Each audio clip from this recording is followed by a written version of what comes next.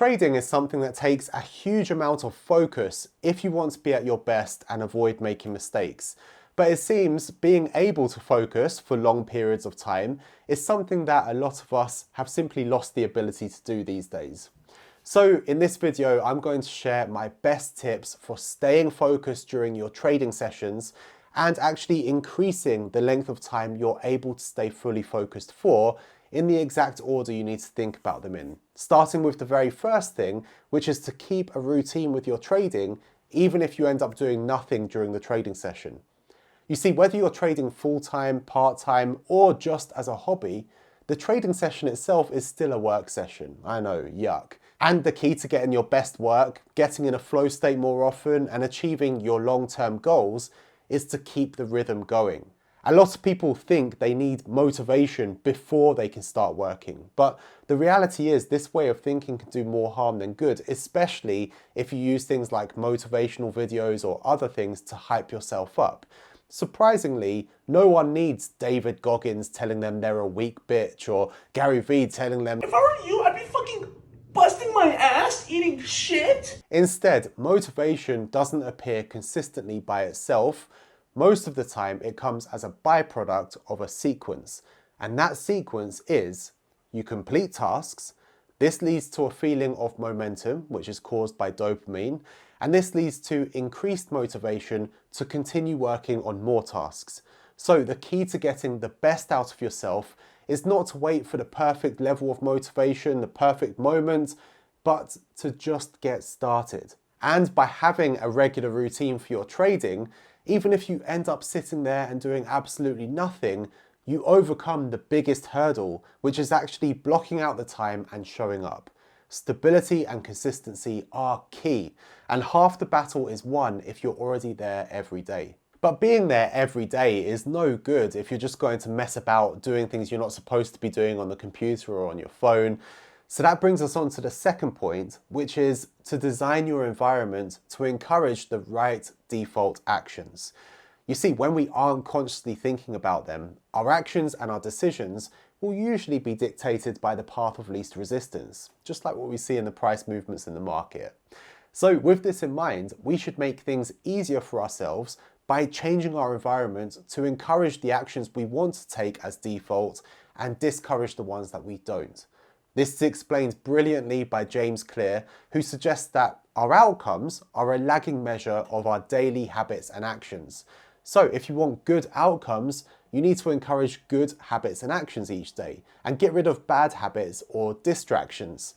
It's also encouraged by Chris Bailey and Cal Newport, who have both researched and written extensively about how we can be at our most focused and achieve better deep work. So for distractions, we should stick with the principle of out of sight, out of mind. It's not good enough just to have something around but try to ignore it. It needs to be away from us.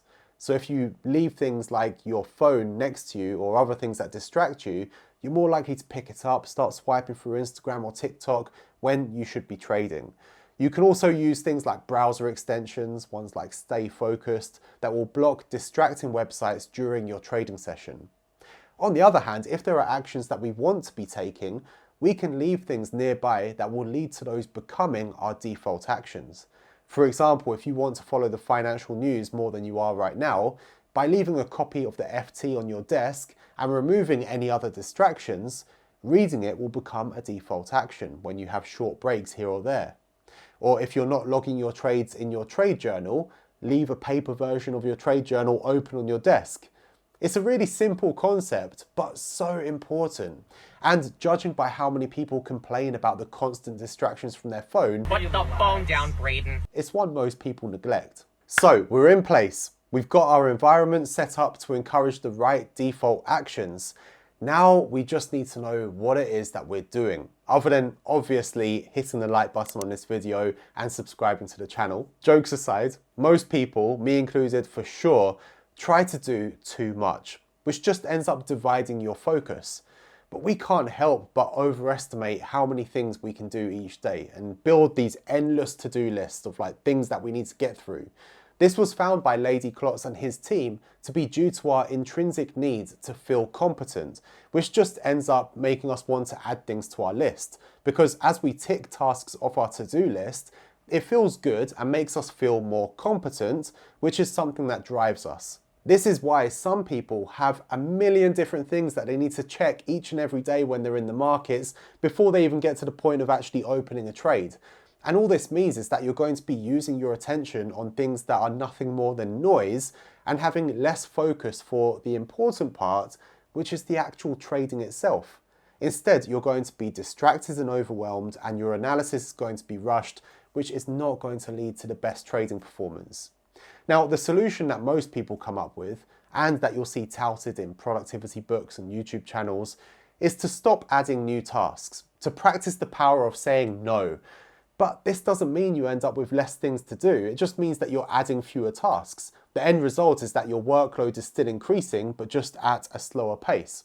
Klotz and his team found that our brains are not wired to think of subtracting things as a solution. We only tend to think about adding or not adding. But if we want to have more attention to focus on the important aspects of our trading day, we need to subtract unimportant things that we're already doing. Now, one way to do this is to use what Jim Collins calls a stop doing list. If you've been keeping the same trading routine for a while and probably adding to it, you probably see all of these tasks as an unbreakable baseline. Instead, a stop doing list will help you shift that baseline by thinking about what isn't so important. You can consider the 80-20 rule. What things are taking up most of your time but are relatively unimportant to your results, but are taking away the focus from the most important things? Take those things, add them to your stop doing list. An alternative to this is to write a list at the start of every single trading session of 3 things you are going to do and 3 things you're not going to do. This will set your intention for that session and help you trade in the way that you want to without unnecessary drains on your focus. Now, with us focusing on the right things, the only thing that's left to do is increase the amount of time we're able to focus for.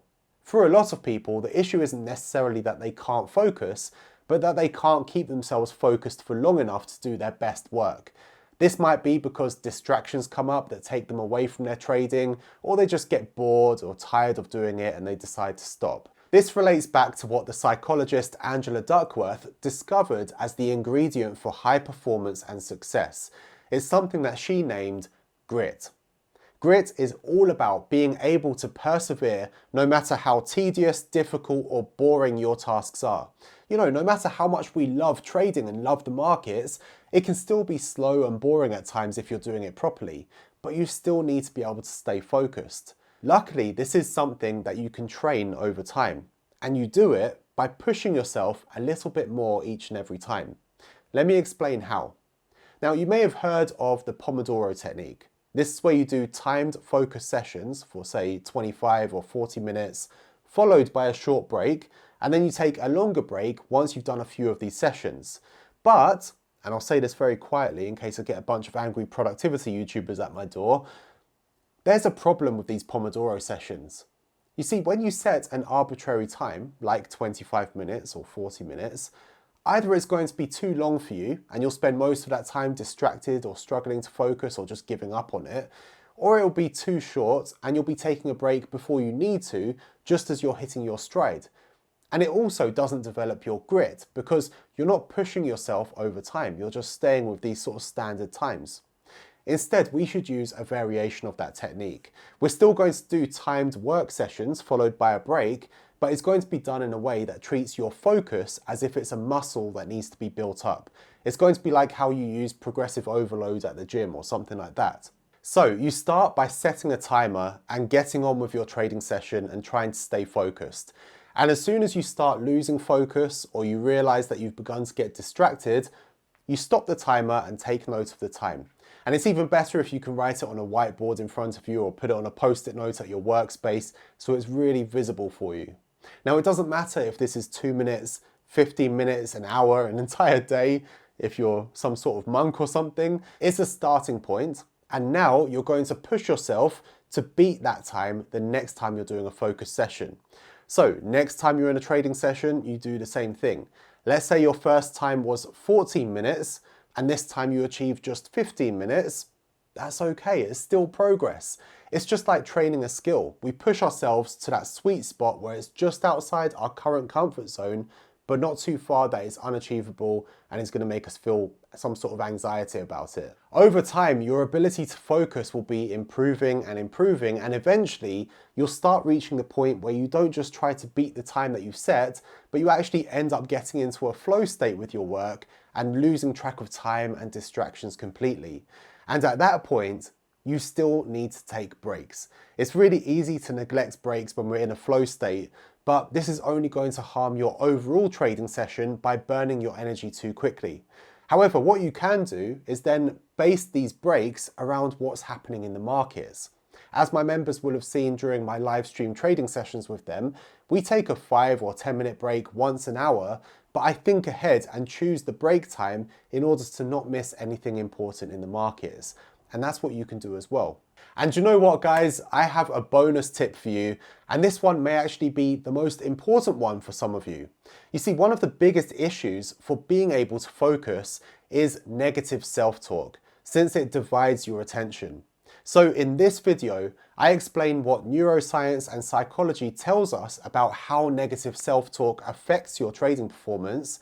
And then in the video below, I go through some techniques that you can do to overcome your negative self-talk and have your brain working for you rather than against you. My name's Nicholas, this is the Duomo Initiative. Thank you for watching. Take care.